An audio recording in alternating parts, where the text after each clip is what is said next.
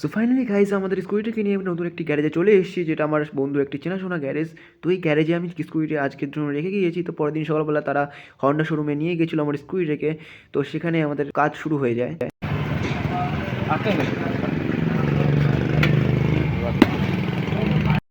তো আমাদের কিছু পার্টসপত্র দেখানো হয়েছে এখানে, যেগুলো আমার গাড়িতে লাগাতে হবে। তো আর কিছু ফিল্টার চেঞ্জ করলে আমার গাড়িটি বলছে ঠিক হয়ে যাবে। তো এগুলো আবার আপাতত লাগাতে হবে। এগুলোর প্রাইস দেখে নাও। টোটাল আমার এগুলো সব মিলে আমার প্রায় 1000 টাকা চলে গেছে গাড়িটির পিছনে। গাড়িটি নিয়ে আমি যে কী অসুবিধায় ভুগি তা আমি একমাত্র জানি। তারপর সব ঠিকঠাক হয়ে যাওয়ার পরে রাতের বেলা যখন আমি গাড়িটি নিয়ে টেস্ট ড্রাইভের জন্য বেরোই, তো একটা সমস্যার সম্মুখীন হতে হয় আমাকে। হ্যাঁ, যেমনটা তোমরা দেখতে পাচ্ছ আমার গাড়ি আবার স্টার্ট হওয়া শুরু হয়েছে। আমার গাড়িটা একদমই ঠিক হয়নি, আগের মতো আবার সেরকমই সেম জিনিস হচ্ছে।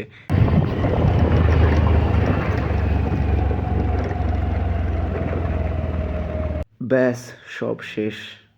কিন্তু আমি হার মানিনি, আবার চলে এসেছি শোরুমে আমার গাড়িটিকে নিয়ে দেখাতে যে আমি সেদিনকে ঠিক করে গেলাম, গাড়িটা আবার প্রবলেম হচ্ছে কেন। সেদিনকে বলতে পরের দিনই প্রবলেম শুরু হয়ে গিয়েছে। তারপরে আমার গাড়িটা আবার ঠিক হয়। তারপর আমি গাড়িটিকে ওখানে দিয়ে বন্ধুর গাড়িতে করে বাড়ির দিকে আসতে থাকি।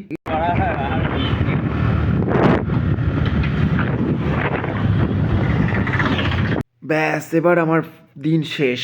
এরপরে আমি গাড়িটিকে একদম সুস্থভাবে পেয়ে যাই। তো গাড়িটা একদম চকচকে অবস্থায় আমার কাছে আমার সামনে দাঁড়িয়ে রয়েছে, আর গাড়িটা একদম পুরো সুস্থ ওকে রয়েছে। তো দেখা হচ্ছে আর পরের ভিডিওতে।